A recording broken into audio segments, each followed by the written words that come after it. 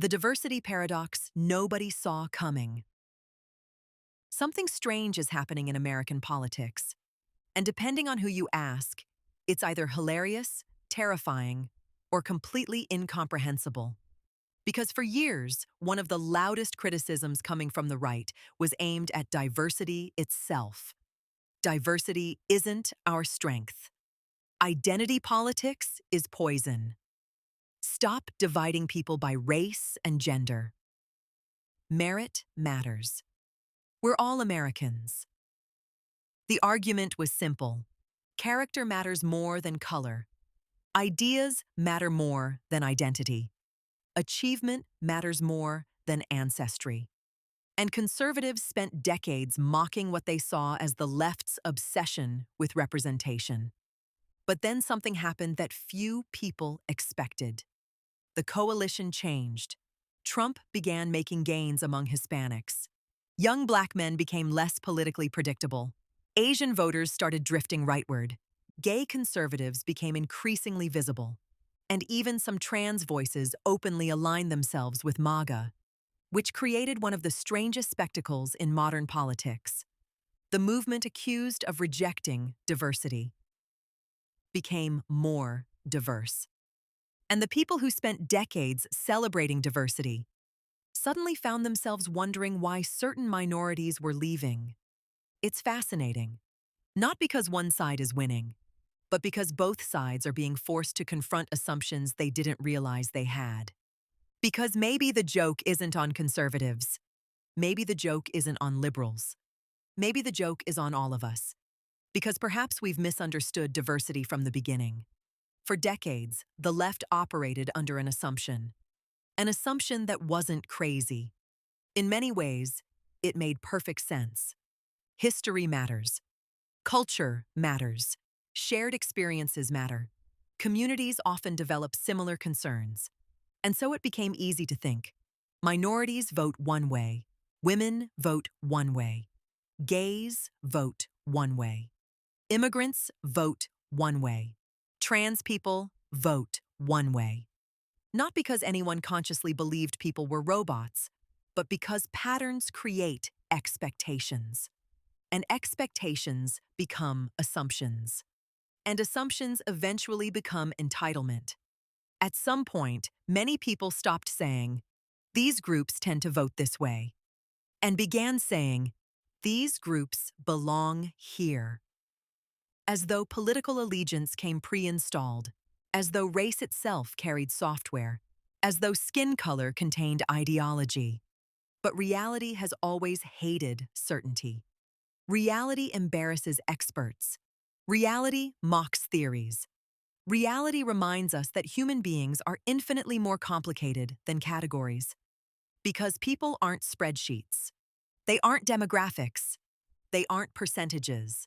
They're stories, their experiences, their fears, their ambitions, their contradictions. A black father worried about crime may vote differently than a black activist worried about systemic inequality. A Hispanic entrepreneur may prioritize taxes over immigration. A gay veteran may prioritize national security. An immigrant who legally entered the country may oppose illegal immigration. A woman concerned with economic opportunity may vote differently than a woman concerned with reproductive rights. Identity influences people. But identity does not own people. And maybe that's something everybody needs to hear. Because reducing people to categories has always been a form of arrogance. And perhaps that arrogance exists on both sides. But before conservatives start celebrating, they have their own contradictions. Because conservatives spent years telling us that diversity didn't matter. Yet the second they found a black conservative, they put him on stage. The second they found a gay conservative, they put him on television. The second they found a trans conservative, headlines exploded. See, we aren't racist. We aren't homophobic. We're more diverse than they say. And suddenly diversity mattered again, not as a principle, but as evidence. And perhaps that's understandable. Because everybody understands the power of symbolism.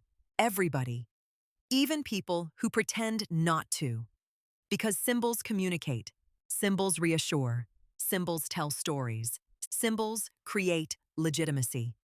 They say, we're bigger than our critics think. We're changing. We're growing. We're normal. And let's be honest, every movement does this. The left does it. The right does it. Corporations do it. Religions do it. Countries do it. Human beings crave validation. Human beings want proof. Nobody wants to stand alone. Nobody wants to be seen as extreme.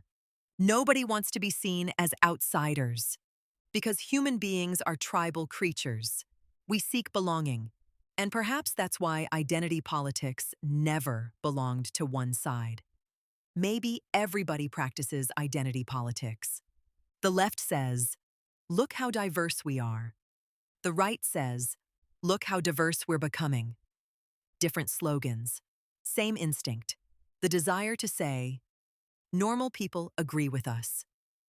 And maybe that desire reveals something deeper. Perhaps legitimacy matters more than ideology, because nobody wants to win alone. But here's where the conversation becomes uncomfortable. Representation is not agreement. And agreement is not morality. A Black conservative doesn't prove racism is dead. A gay conservative doesn't prove homophobia doesn't exist. A female conservative doesn't prove sexism vanished. Likewise, disagreement doesn't automatically equal hatred. Disagreement doesn't automatically equal oppression. Disagreement doesn't automatically equal evil. Reality is rarely that simple. Human beings are not symbols. They are not evidence. They are not mascots. They are not trophies. They're individuals. And perhaps one of the great tragedies of modern politics is that everybody wants symbols. But symbols are shortcuts. And shortcuts often lie. Which brings me to something I think neither side wants to admit. People don't join movements because those movements perfectly love them. They join movements because those movements offer something. Hope, meaning, purpose, community, security, identity, prosperity, or perhaps something even more fundamental.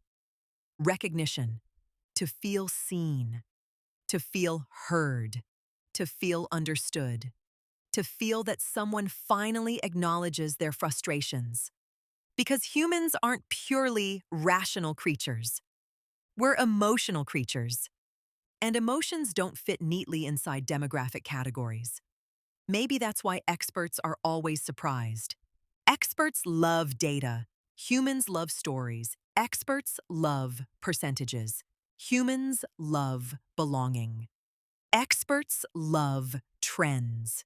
Humans love meaning.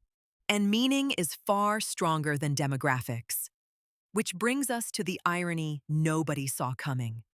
The left spent decades celebrating diversity, only to discover that diversity doesn't guarantee agreement. The right spent decades criticizing diversity, only to discover that diversity shows up anyway. And maybe both sides are learning the same lesson. Perhaps diversity was never about appearances. Perhaps the deepest form of diversity is disagreement itself. Different experiences, different priorities, different values, different fears, different dreams, different understandings of freedom, different visions of what makes life meaningful. And maybe that's why democracy is so frustrating. Because democracy forces us to live alongside people who reach different conclusions. Not because they're evil, not because they're stupid, not because they're brainwashed, but because they're different. Truly different. And perhaps that's what diversity really means. Not simply different faces, but different minds, different philosophies, different priorities, different conclusions. And that's much harder, because it's easy to celebrate diversity when everyone thinks like you. It's easy to celebrate diversity when people reinforce your worldview. It's easy to celebrate diversity when they vote your way. The real test begins when they don't. The real test begins when people who look like you reject your assumptions. When members of your own demographic disagree with you, when diversity stops behaving according to your script. Because maybe that's when diversity stops being marketing and starts becoming principle. And principles are always harder than slogans, harder than hashtags, harder than campaign ads. Because principles require humility. They require accepting that people are free. Free to surprise you, free to disappoint you, free to reject your expectations, free to betray your predictions, free to think for themselves. And perhaps that's the strangest irony of all. Human beings are too complicated for anyone's narrative, too complicated for labels, too complicated for ideologies, too complicated for stereotypes. And maybe that's not a flaw. Maybe that's freedom. And maybe freedom itself is the greatest diversity of all.